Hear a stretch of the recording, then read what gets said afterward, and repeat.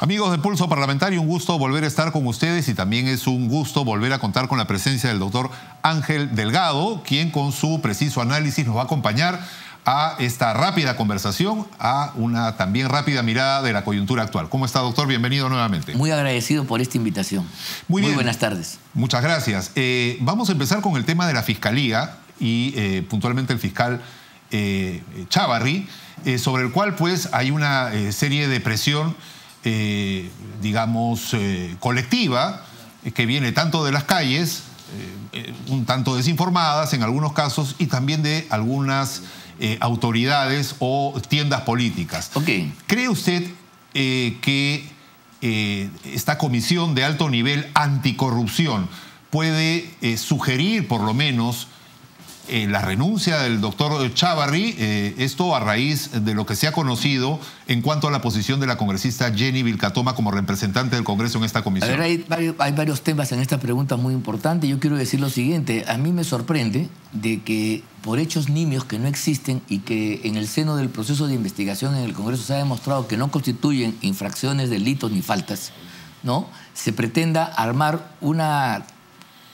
huracán, una verdadera trocatinta, encabezada por el presidente de la República, que en más de 6 oportunidades ha dicho que el señor Chávarri debe irse. Ha sido replicado muchas veces por el primer ministro, por la segunda vicepresidenta, por los congresistas oficialistas, por otros ministros de Estado, por un conjunto de personalidades vinculadas a una determinada posición política claramente identificada, por prensa que está interesada en antagonizar con el Parlamento y en este caso contra Chávarri, con personas de intereses que han defendido al anterior fiscal de la Nación, el que está comprometido, y hay una sospecha de haber encubierto la investigación de Lavajato, puesto que durante su periodo no ha habido nada importante en materia de investigación, a pesar que 2 años Hamilton Castro, subordinado del señor Sánchez, estuvo al frente. Y peor aún si es que le creemos a la denuncia que hizo la fiscal Balbín de que se han perdido piezas, así documentos. Es, el Club de la Construcción, ¿no?, nada menos, ¿no? Que no se han hecho incautaciones, que se ha dejado de lado las manifestaciones de gente que ha querido colaborar, etcétera, etcétera. Estaríamos ante un encubrimiento grosero que terminó hace unos meses, acuérdense ustedes, con la decisión de Brasil ya no prestar más colaboración. Felizmente la nueva administración encabezada por Pedro Chávarri ha reactivado. Y hoy día el fiscal Vela, que ahora se ha convertido en el jefe de un proceso que tenía 2 patas y estaba dividido y no caminaba por las 2 patas, ahora unificado, está en Brasil recabando información, hoy a esta misma hora que estamos conversando, sobre todos estos casos del Club de la Construcción, sobre el problema de PPK, de los expresidentes, qué sé yo, que yo estoy seguro que va no solamente a reactivar, sino va a darnos información importante que puede terminar con la detención y procesamiento con muchas personas que indudablemente han estado felices en la época de Sánchez porque han pasado piola y que ahora con el cambio en la Fiscalía están asustados. Y eso explica en parte, no todo, esta campaña feroz, inusitada de sacar a Chávarri por el delito, entre comillas, de ser uno con periodistas. Eso es lo más grave que ha cometido. O de haber conversado por teléfono con Inostroza. Claro, como si la corrupción se transmitiera por el hilo telefónico. ¿Y de qué conversa? Porque ha conversado.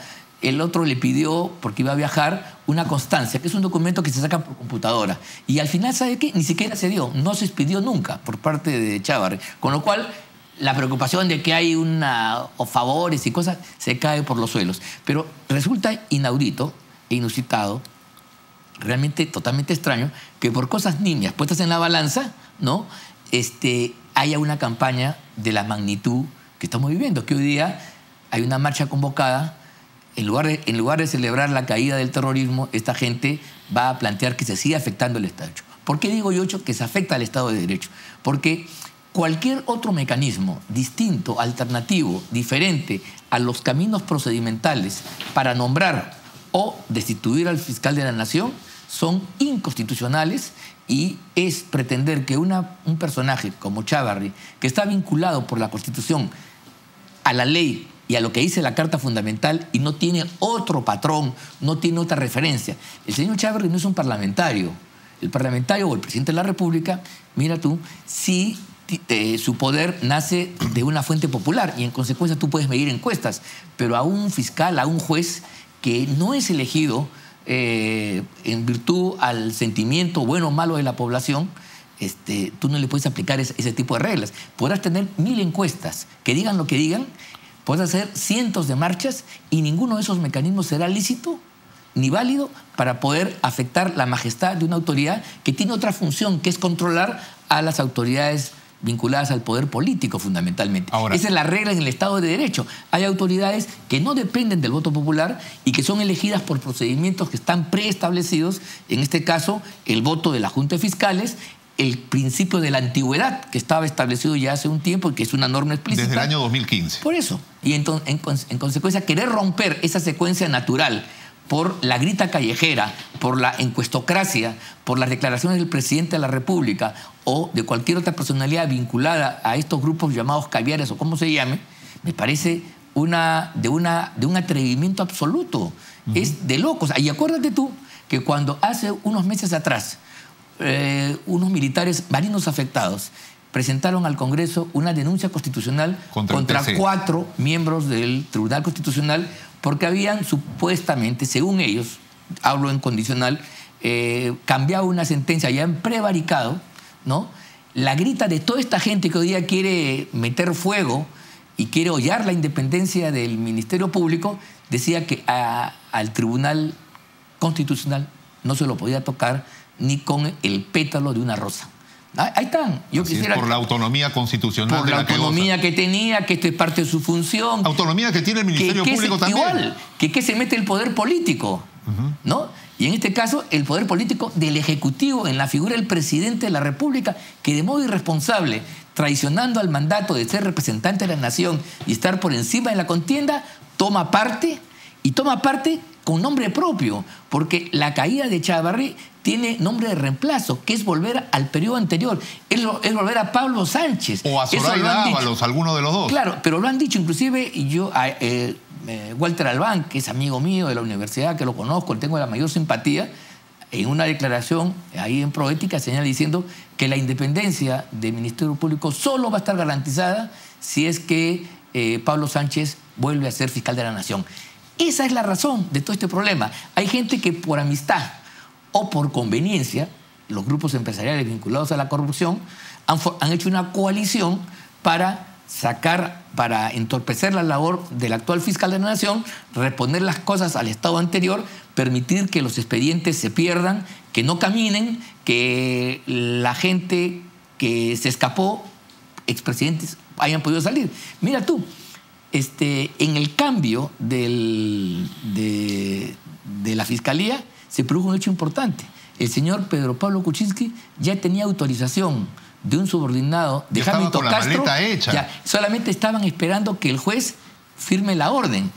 Tuvo que ir el fiscal, el nuevo fiscal, literalmente corriendo, diciendo: señor, momento, sí, yo me opongo. Y ahí cambió la cosa y no se le permitió la salida, porque si Kuczynski salía del país ya no regresaba.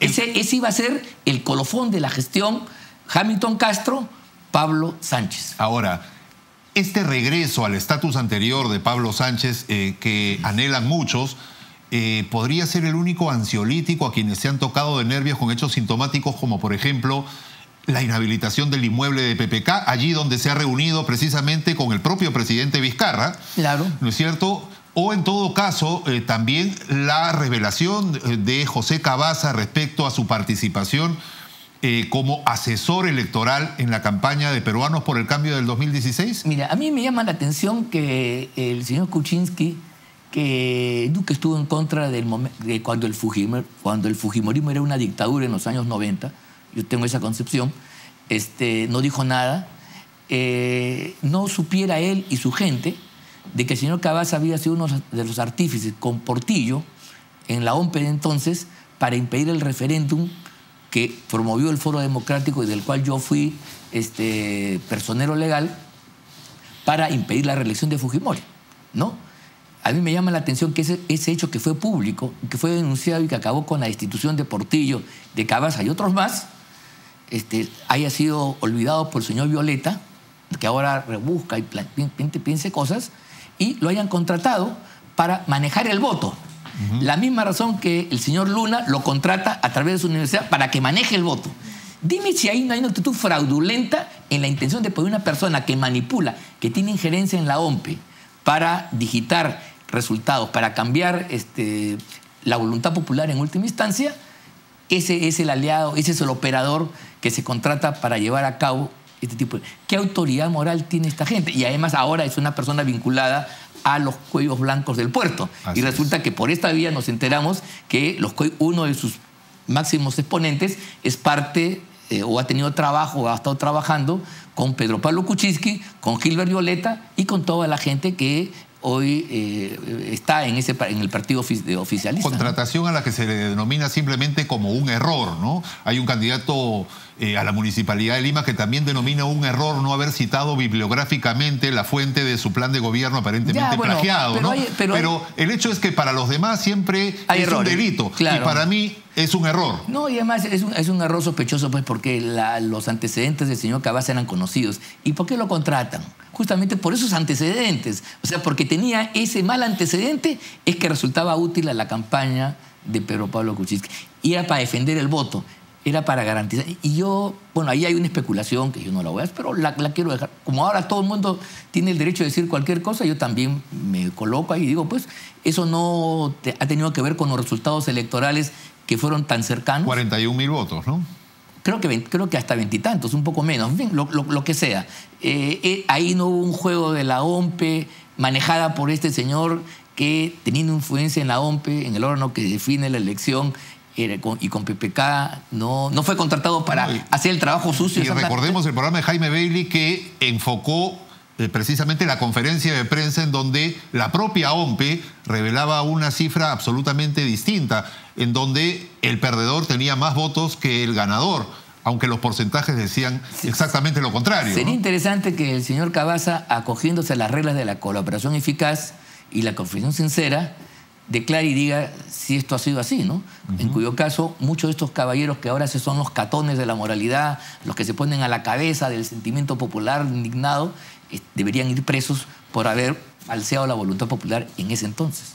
Muy bien. Mientras esto ocurre, el presidente Vizcarra, aparentemente, como lo han hecho ver muchos congresistas, representantes de diferentes bancadas, pues está teniendo una actitud confrontacional. Sería bueno transar antes que estar en plena pugna, no solamente en una tribuna interna, sino incluso a través de una cadena internacional de televisión. ¿Qué opina usted al respecto? No, yo creo que el presidente de la República está con un serio problema. Eso es una alucinación. Si no fuera por el respeto que tenemos que tener a la institución presidencial, diríamos que es una actuación demencial, de locura, de verdad, en el sentido técnico de la palabra, sin que implique ningún tipo de insulto, ni mucho menos.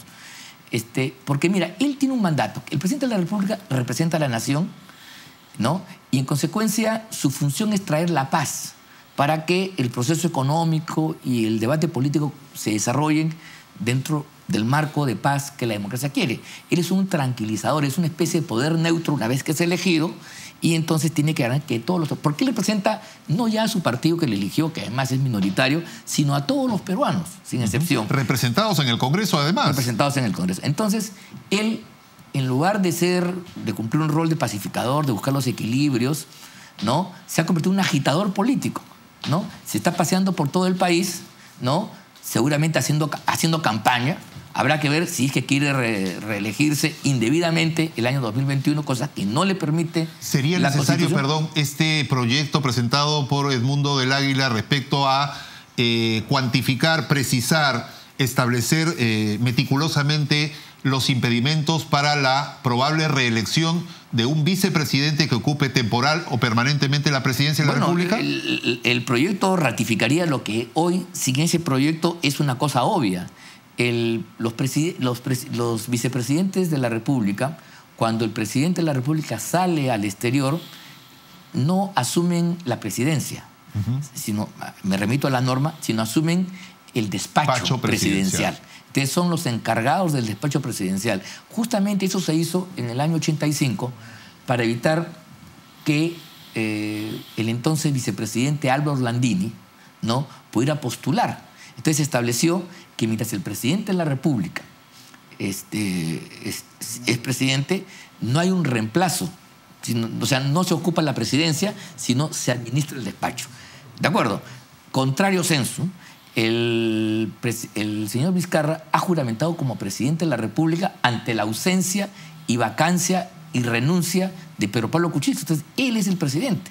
Y la norma de no poder reelegirse inmediatamente se le aplica permanentemente. No cabe ningún otro tipo de interpretación. Si no, vamos a volver a la época vergonzosa de la interpretación auténtica. ¿Se acuerda que el señor Fujimori entró a una reelección y otra reelección? ¿Se dan cuenta? O sea, estamos volviendo a épocas pasadas con actores distintos, pero con iguales discursos. A mí me gustaría hacer un ejercicio, que podamos poner en la pantalla los discursos del año previo al golpe del 5 de abril del 92, ver cómo se hablaba del Congreso, cómo se hablaba del Poder Judicial, de la corrupción, etcétera, etcétera, antes de dar el golpe de Estado, y cómo el señor Vizcarra y sus adláteres están hablando de la misma manera. Y eso lo que a mí me mortifica, preocupa, y yo creo que estamos en marcha ante una voluntad golpista. Hay que decirlo con toda claridad. Este tema del Callao, que es gravísimo, vea usted, está siendo instrumentalizado para generar una opinión pública y buscar poner al Parlamento en contra. O sea, en lugar de concentrar todas las fuerzas, incluyendo la del Parlamento, en luchar contra la corrupción, gracias a que se ha detectado este foco infeccioso, y darle con todo, el Congreso con las leyes, el Poder Judicial con los juicios, el Ministerio Público con, la Presidencia, el Ejecutivo con las iniciativas, en lugar de una actuación nacional y de conjunto, hay toda una actitud tendenciosa que vincula la corrupción del Callao finalmente con el Congreso, y por eso es que pide el cierre. Por eso es que el señor Urresti, que no tiene nada que hacer en la materia, está candidateando a la municipalidad, se arroga a hacer un referéndum para cerrar el Congreso. Él sabe que no se puede, pero están creando las cuestiones subjetivas, están malinformando a la opinión pública para debilitar al Congreso, y por eso es que creemos de que esta es una campaña no inocente. Acá hay un sentimiento de golpista que el presidente de la República ha tenido la imprudencia de anunciarlo en un medio internacional que corre por todas las redacciones en todos los países del mundo, y entonces habla muy mal del país. ¿Con qué autoridad el presidente de la República puede proponerse siquiera la idea de cerrar el Congreso?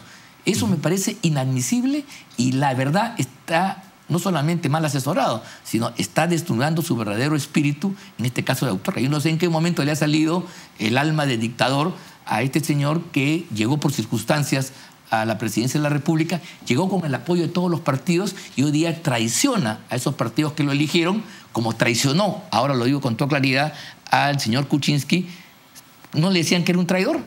Bueno, pues ahora está clarísimo. Y las reuniones que tuvieron antes era porque él ya estaba conspirando, seguramente con el señor Villanueva, para la vacancia de Kuczynski, que bien merecido lo tiene. Pero vean ustedes las actitudes y las conductas de las personas. Una actitud besánica ayer, una actitud besánica y traidora hoy. Ahora, llama la atención que luego de este probable acto de traición, como usted llama, vuelva a la casa de Pedro Pablo Kuczynski, quien además, en una entrevista que ha cortado este periodo de silencio, el propio Kuczynski se victimice y diga ante la opinión pública que fue vacado, cuando en realidad se le ha recordado en distintos medios de comunicación que aquí nadie vacó a Kuczynski, sino que fue él, agobiado por las circunstancias, quien fue motivado al único camino que le quedaba, que era la renuncia. Pero el señor Kuczynski no renuncia